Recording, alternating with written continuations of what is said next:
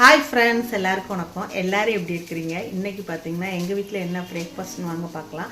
இப்போ பார்த்தீங்கன்னா பசங்களை ஸ்கூலில் ட்ராப் பண்ணியாச்சு. அடுத்து என்னோடய பிரேக்ஃபாஸ்ட் டைமு. நான் என்ன இன்றைக்கி பிரேக்ஃபாஸ்ட் சாப்பிட்றேன் அப்படிங்கிறத அங்கே தோசை ஊற்றியிருக்கேன். அதில் வந்துட்டு மேலாக அப்படி நெய்யை ஊற்றி தோசை அப்படின்னு சொல்லி பார்த்தீங்கன்னா மரவள்ளிக்கிழங்கு தோசை ரொம்ப சூப்பராக இருக்கும்.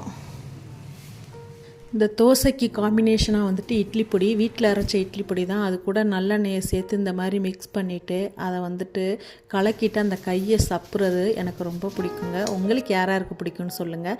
பார்த்திங்கன்னா இதுக்கு தொட்டுக்க சாம்பார், உருளைக்கிழங்கு முருங்கைக்காய் போட்டு சாம்பார் வச்சுட்டு அது கூட வந்துட்டு பொடி, அதுக்கப்புறம் வந்துட்டு பப்பாயா. இதுதான் வந்துட்டு என்னோடய மார்னிங் பிரேக்ஃபாஸ்ட்டு. எனக்கு எத்தனை சட்னி சாம்பார் இருந்தாலுமே இட்லி பொடி வச்சு தோசை சாப்பிட்றதுங்கிறது எனக்கு ரொம்ப ரொம்ப பிடிக்கும்.